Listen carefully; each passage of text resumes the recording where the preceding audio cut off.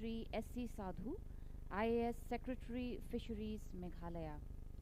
We have in the panel Dr. Chaiwut Grutpan, Lecturer in Fisheries, Ubon Ratchathani Uni, Thailand, Shri Padre, Author and Community Level Water Expert, Kasargod. He will be joining online most probably. Shri Vikas Goyal, Water Resources Specialist, Indian Resident, Mission New Delhi, ADB. Shrimati Meda Aihun Hongjileo, Superintendent of Fisheries, Government of Meghalaya. And Dr. S.K. Das, Principal Scientist, Fisheries, ICAR, Umiam, Meghalaya. And as we are still in our fresh selves in the best of our faculties, let us start off this session. I hand over the entire session to Shri S.C. Sadhu sir.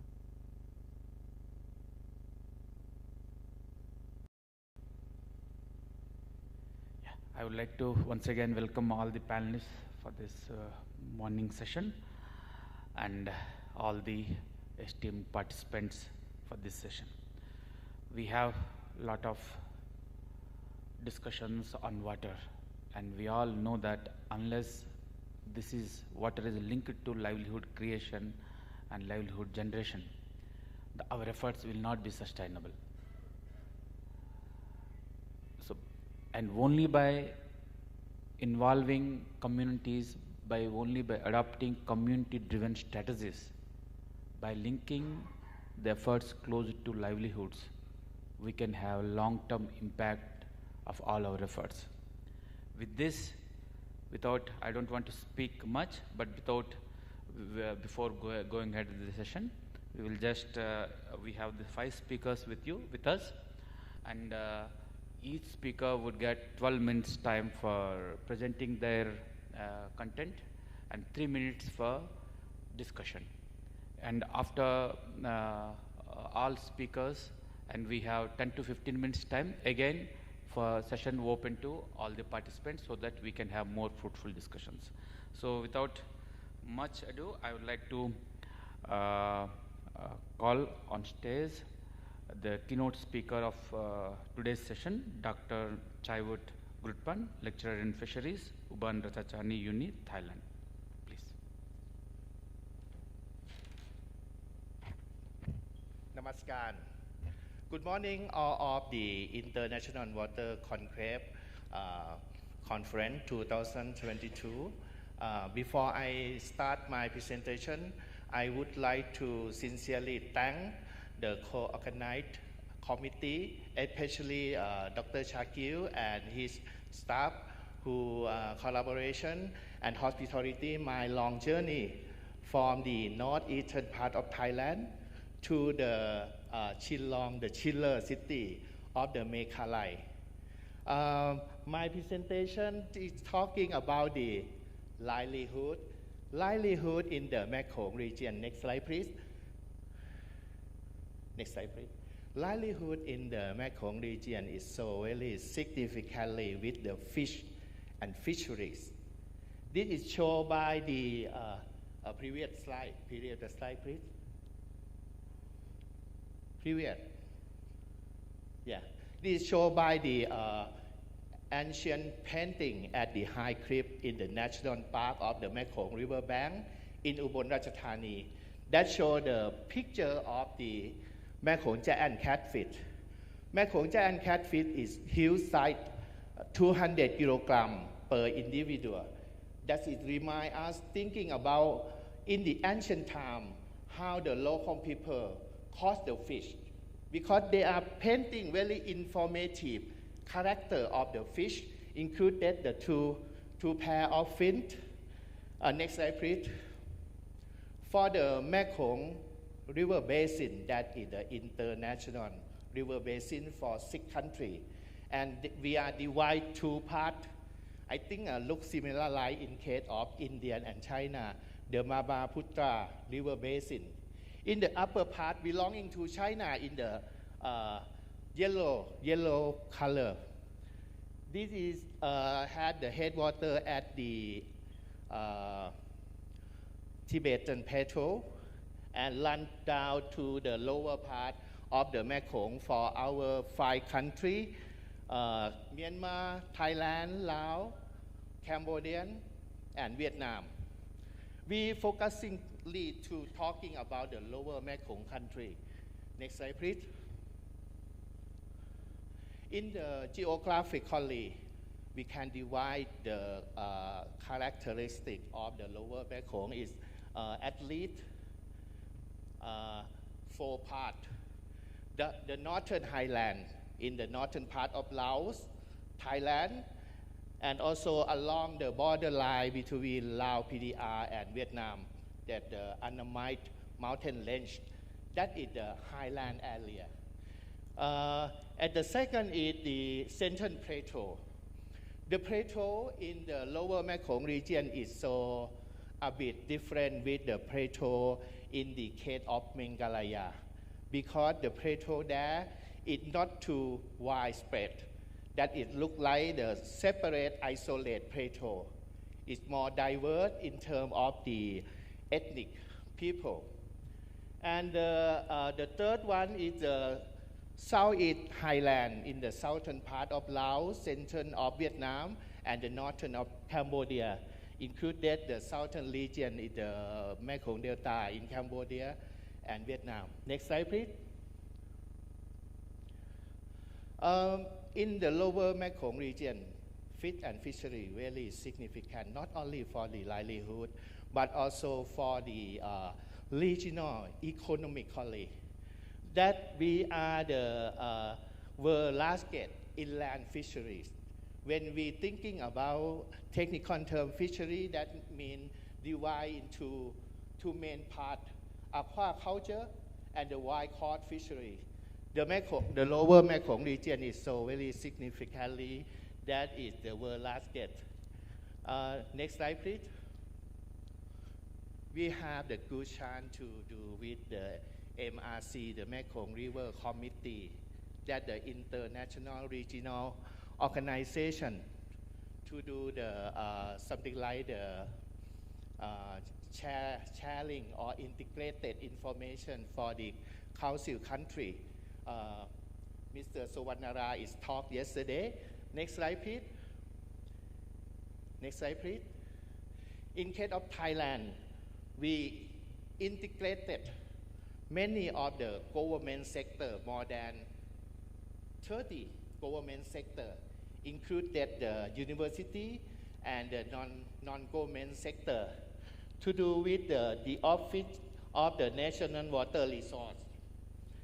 That is the National Water Resource Management Strategy from 2015 to 2026. Next slide, please. Next slide, please. This belong to that organization. They try to do some kind of the application, but it's still not useful for the local people. We have many of research projects to do like make the link between the national application and the daily life application for the local people. Next slide, please. In case of our Thailand Mekong region, that is the same area if we compare with the upstream Mekong River in China in terms of the area, and also the Mekong in Cambodia. Next slide, please. In Thailand, in the north, this is mountainous area in the northern part of Thailand, in Phayao and Chiang Rai. This highland region is very diversified about the minority people living in the mountainous. And this is very significantly, you see, in the southern part of this region is the headwater of the Chao Phraya river basin, the most important river basin in Thailand, in the central part of Thailand. And also we share the water with Myanmar and Laos PDR. Next slide, please.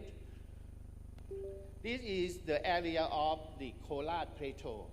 The Korat Plateau is the plateau in Thailand, northeastern part. We call it northeastern part of the country. I come from here. We have the highest population, 22 million people living in this plateau. This plateau is not too high. The average elevation is 120 meters from the sea level. But it's so very significantly in terms of the seasonal annual time of the rainfall or the waterfall, because the plateau is higher than the Mekong mainstream, right? It had something like the migratory route or the government thinking about the regulation irrigation system. Next slide, please. This is the smallest area of the Mekong River in Thai side. It's the headwater of the Tonle Sap Lake. Mr. Sawannara talked yesterday. Tonle Sap Lake in the central part of Cambodia. It's very important, most important of the spawning ground and nursing ground of fish and other aquatic animals. Next slide, please. Next slide, please. We're focusing in the mountainous area. This is mountainous area in the northern part of Thailand and sharing with the northern part of Laos. Next slide, please. But nowadays, the mountainous area had a lot of human activity. The government do the hydropower dam. That is one sample of hydropower dam in the headwater of the tributary of Mekong in Vietnam. We can observe the dam side, the downstream side, when the dam is storing the water. The downstream river is dry out. Every day is 2 times dry out. And when they generate the electricity, the water level is increased suddenly, something like that. And also the logistic route. Our Mekong region is very diverse in culture. I think our location, the Indo-Chinese archipelago, is the middle part between India and China. That means after Hinduism is spreading on the country, like in Cambodia, in Vietnam, the Cham people, we are very diversified, and you can observe the photo, the picture of the Thai people in 1,000 years ago. They wear something look similar like the Kasi people in Meghalaya. Next slide, please. This is the mountainous people in the highland of Thailand. We have the Sino-Tibetan, we have the Austroasiatic people, and they have their own believing. They preserve some part of river is respect to the worship ancestor. But that in the old day, that means at that time the God or the soul is very important for the community. But nowadays we're thinking about the infrastructure belonging to the government. We need to do some balancing strategy. Next slide, please. Yeah, and also in the mountainous area of northeast Thailand or the north of Thailand, fish and aquatic animal. So very significantly the daily food. Yeah, that is the shaman. They play the worship. We need to prepare the pig and also many aquatic life respect to worship. Next slide, please. Next slide, please. You see, we also consume the aquatic insect. Very many of the food we consume insect, not only the terrestrial insect, but also the aquatic insect also look similar like the snack. When we need to drinking the rice wine or the beer, always deep fry with the insect, something like that. But if you observe the local people, I think very difficult to identify that people from the Thailand or the people in the northeast India. Next slide, please. You see, in the fresh market, the local market always have a lot of fish. Not only the big fish, but also the small size fish. Next slide, please. We try to do the ecological monitoring. This time I collaborate with the Lao Ministry of Agriculture to do the monitoring in downstream, because the headwater in Vietnam, downstream in Laos, and the water is run to the Vietnam again. We need to study more detail in terms of the biology and ecosystem of the downstream region. Next slide, please. Since 2006, we got the international grant from the Japanese NGO Foundation to do the regional structural observation field survey in terms of fish and its biology strength. Next slide, please. We do the update species list. Doctor, if you can conclude, they may have questions also for this. So Finished already? Yes, yes. It's 2 minutes? Yes. we do the update data because it point relation with other parameter, not only the ecological parameter, but also the livelihood for each sampling site. That is very important to collaborate with other sectors like the hydrology, engineering, something like that. Next slide, please. Next. Next. Next. Next slide, please. Next slide, please. Next slide, please. We get the correction, good correction for our lower Mekong region. For our 4 countries, we're working together. We integrated the data. We can analyze together, work with the MRC, the Mekong Commission, the regional inter-organization. Next slide, please. Next slide, please. I'm doing the fit field guide. If some people interested, I can distribute. Next slide, please. Next. Until the MRC slide. Next slide, please. Next slide, please.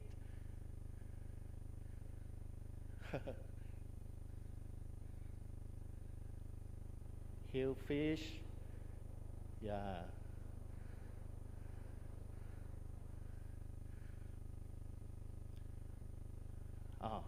This is the realistic, the logistic hub in the north of Thailand to make the link between the northern part, included the strategy to Myanmar, Laos PDR, Vietnam, and Thailand.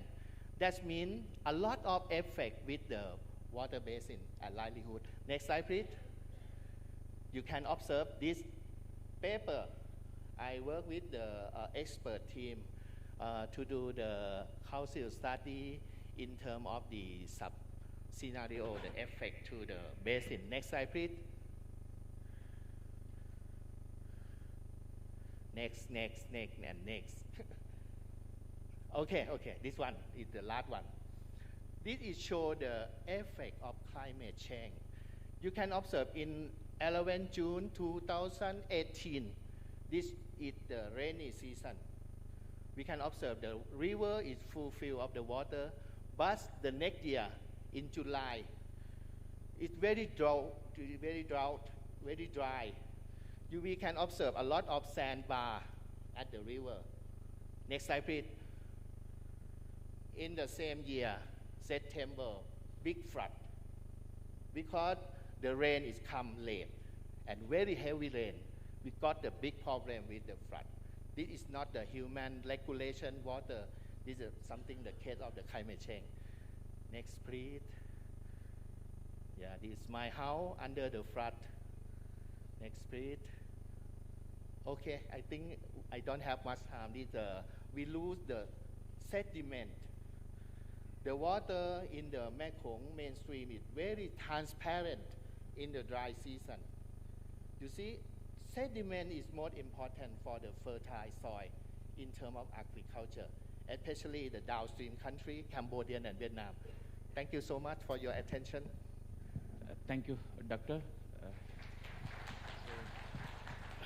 So, in fact, you have so much to offer, and you have touched on many aspects of livelihoods and natural resource management. We can take one question if anyone has.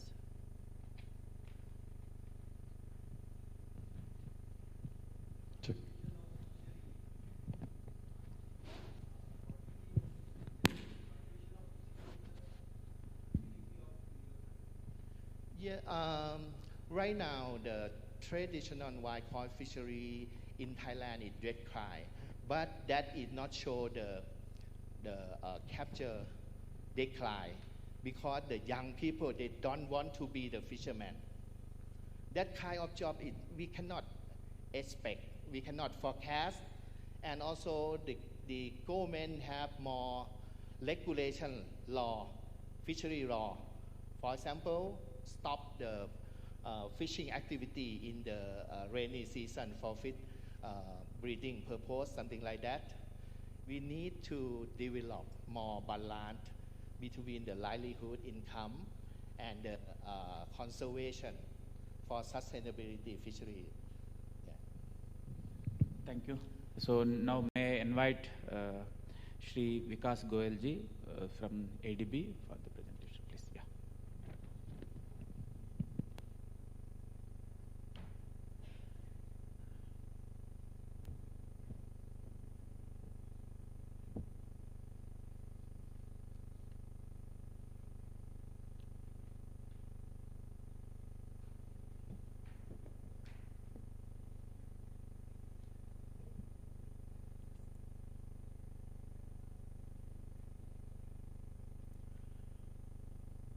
So, Kublai, Shillong,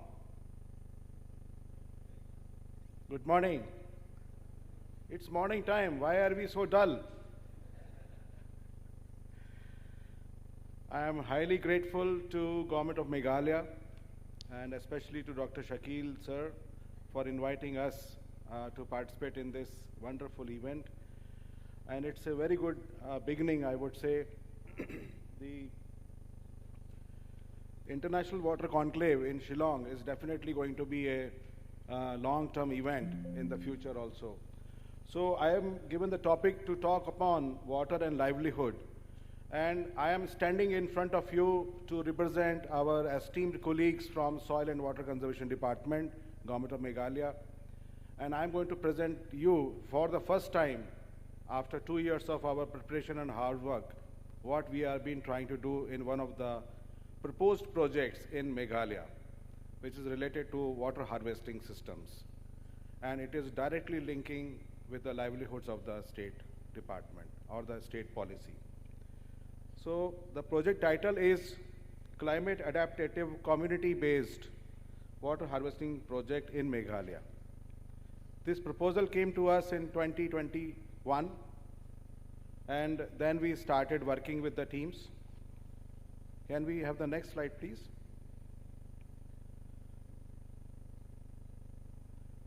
While we came here, we found that the core problem was around water insecurity of communities in Meghalaya. So that was the core problem for us. And it was defined, what are the causes? Broadly, it was related to natural resources. We have wonderful pattern of rainfall, excess amount of water available in the state, but there are scarcity after the monsoon period. This is one of the things. Second thing is the terrain. It is hilly terrain, and climate change is impacting very badly the overall patterns, intensities, distribution. Physical, if I see the physical infrastructure in the state, lack of water retention structure, whatever water is coming through the rain, we are unable to store it. Land degradation, which is associated with our own practices, deforestation, land management practices, and quarrying also to some extent. The third and most important aspect was or is governance. This particular aspect is covered by most of the departments like rural development, water resources, soil and water conservation department, agriculture, fisheries. Everyone is associated working on this aspect, and they are working in silos. And there is inadequate planning, O&M, operation maintenance is ignored, and we have limited knowledge and local quantity and quality of data from the region. Next slide, please. So we thought instead of doing some different things, and we found, based on interactions with most of the departments and our stakeholders, plus we also took experiences from the past projects which have been completed as well as ongoing. Like, are we required to do different things? So what we decided, instead of doing some different things, let us do the things differently, right? So in this process, we defined, as per our framework, what are the impacts, what are the outcomes, and what could be the outputs. These are the three main things which we have to cover. So our impact, we found we have a wonderful water policy which was approved in July 2019 in the state. And there is a mention of, if you really see, I have marked livelihood word in red. It is covering those aspects. It covers that. It is the foresight of the government and our stakeholder decision makers to include them. So we worked with the impact. Outcome was also again livelihood, and it is community based. So broadly in the outputs, what we have decided and discussed and agreed, that we will work on the first output related to the institutions. If we don't have good institutions, we cannot expect results. So first outputs were relating to the institutions. Second was related to the infrastructure. We have to build the structures. And third, once these two things are in place, then definitely we have to work towards the livelihood aspects. So this is very important for us to understand these things. So in the output one, as I mentioned to you, we have wonderful people in all the departments working on this common subject. But there is no master plan of the state. We do have 2,776 micro watersheds identified with the help of NASEC. But we are not using this data for our holistic planning in the state. So we have now decided that all the data from all the departments will converge onto one master plan. Plus, as per the policy, the basic building block is the water security plans preparation, which will culminate to block level, which will culminate to district and to the state. So this is how we are combining our state water policy deliverables also.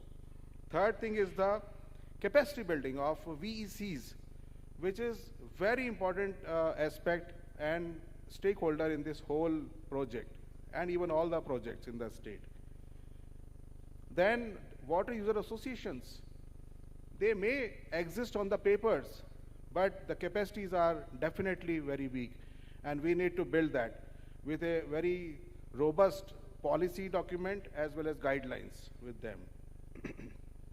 In the infrastructure side, almost 600 number of water harvesting systems have to be built. And as sir has always guided us, you have guided us to go for demand side, demand-driven approach, not the supply-driven approach. So we are happy to tell you that all the structure which are going to be constructed are already agreed, and the MOUs have been signed by the local darbars and nokmas and all the community members who have contributed, who will be contributing the lands for this project. So the MOUs have already been signed and duly vetted by MIG, Meghalaya Institute of Governance, as a third party. We are also bringing in climate resilience by setting up monitoring stations at each of the locations, and these will be integrated with our main control center. Now coming to the livelihood, we are not going to work in isolation. So for that purpose, when we suggested that we have to work on the convergence model so that we can take benefit of the existing plans and schemes which are working with, sponsored by Government of India as well as state government. So we are now integrating them. Once the water is available in the structure, how to use it effectively for agriculture purpose, for horticulture development, for fisheries development, for ecotourism, and there are a number of permutation combinations. This water can be utilized for that purpose. And what is required, I'm going to show you in the next slide. Can we go to the next slide, please? These are some of the pictures coming from the state. This is nothing new. We are fully aware about what is going to be the output of this project. But I just wanted to mention to you that there are 3 elements in the water harvesting system. One in the upstream of the structure is called catchment area treatment works, which is going to be implemented by the communities. Traditionally, it is being done by the communities. We are going to give this responsibility to communities only. In the downstream, we have command area development, where agriculture, horticulture, fisheries, everything will be there. So this again will be done by the communities. But because we have to cover a distance too early, so for the structure part, we are going to involve the contractors so that we can construct these schemes in a time-bound manner. So this is the overall plan. Next slide, please.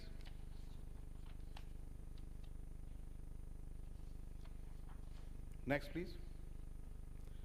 Now, preparing a livelihood plan needs data. What should be our what is our benchmark? From where we have to start? So for that purpose, I'm very happy to tell you that this exercise was conducted by us at the grassroots level, and this is the very primary data which we have generated from all the 12 districts. And I'm very proud to say that our team from the Soil and Water Conservation Department and MSWWDA, almost 150 to 200 number of field staff was involved in this whole exercise. Along with, we have taken the support from village community facilitators, VCFs, which are nurtured by Government of Meghalaya. This is one of the unique things which has been implemented. So, it is a comprehensive overview of the economic activities, resources, challenges faced by communities, and for the specific opportunity for sustainable livelihood dependent. If you can see the status of education in the 3 regions, Jayantia, Khasi, and Garo, we have worked extensively. 600 households were surveyed. 49 focus group discussions involving women groups were conducted in a span of almost 4 months. This whole data was collected.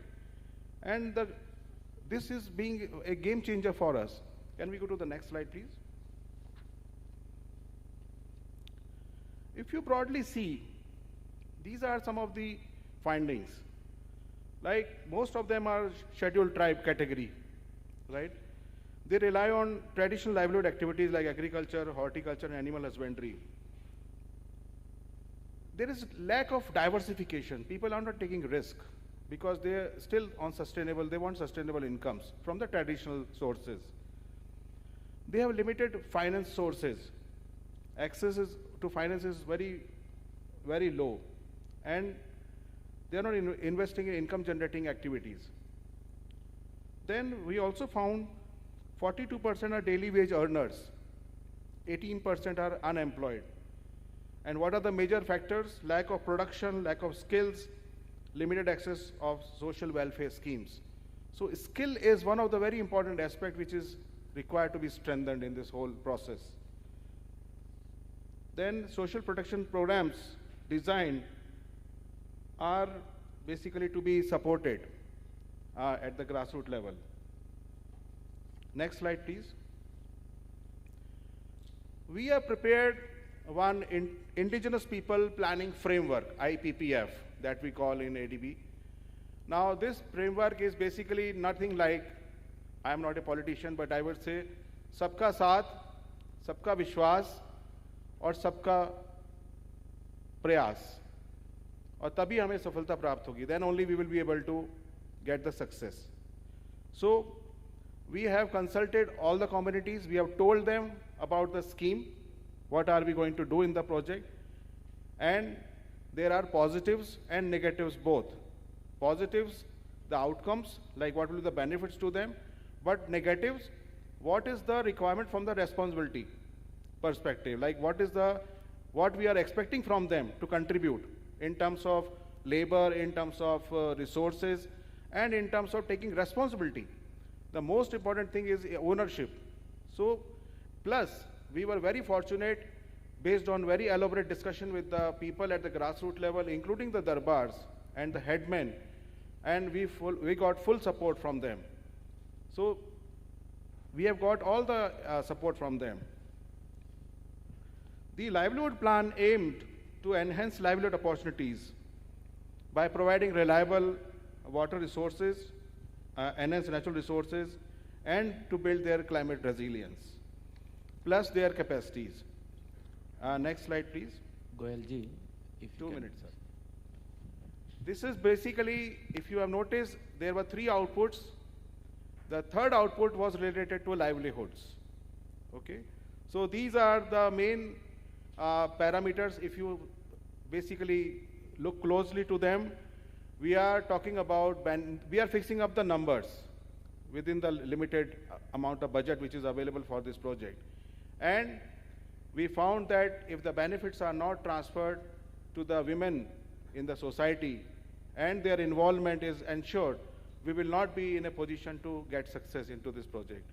So most of the indicators that has been discussed and decided are including inputs and outputs related to the women development in this project. Coming to the next slide. The livelihood plan will be supported with an additional financing from Japan Fund for Poverty Reduction, JFPR that we call.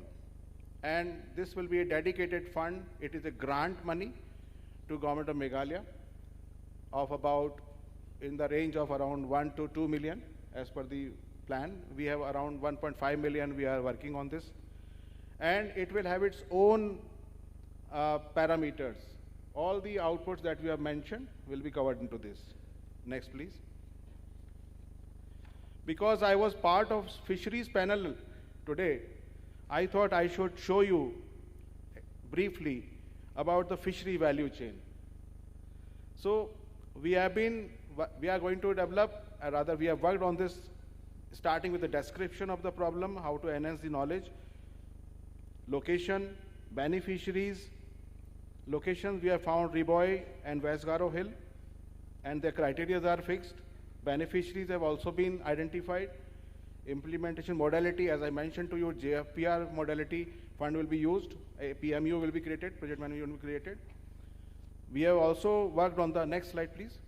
We have also worked on the approach and methodology activities, which are mostly linked towards the market enhancement, linkages, value propositions, value chains, and most importantly, we have also fixed up the KPIs against which we will measure the progress and the achievements. And the expected results are increased fish productivity, market linkage, their incomes are enhanced, and they maximize fishery sector potential. So I will stop here. Thank you so much for your kind attention. Thank you, Goyalji, for touching upon the importance of climate resilient water harvesting systems with community consultations. Thank you so much. We can take one question, please.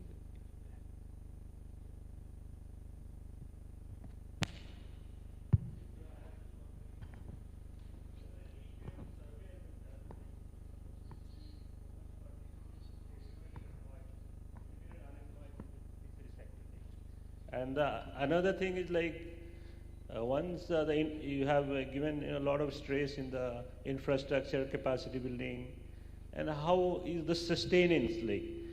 Because our experience shows like, if you don't have that proper sustenance plan, this community, like how they will go ahead. If are we developing any kind of market? We have to give some value addition also. Like, would you please give some highlights on that, sir? Yes, thank you very much. Very nice question, sir. As I mentioned to you, the poverty and social assessment that has been carried out under the project is our standard practice in ADB. And we are collecting primary data. Though a lot of secondary level data is available from Niti Aayog and from Government of Meghalaya's own studies, but we have conducted our own studies and collected this primary data by investing a lot of resources and money into it. So we have identified, and I have no time, otherwise I can bilaterally can explain you how much youth were there. The good part about this state is that the education status, the literacy rate is more than 65% among men. and even 45% women are also educated in the state. This is very good parameter, and the women participation in the state is more than 50%, not just 33% in other regions. So it is wonderful in this respect.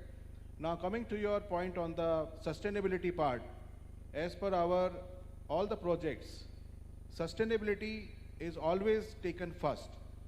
So we started with the climate resilience, and I am very happy to tell you that our teams in the department are one of the best teams in solid water conservation department who can design the projects, detailed project reports in a much better fashion, and they can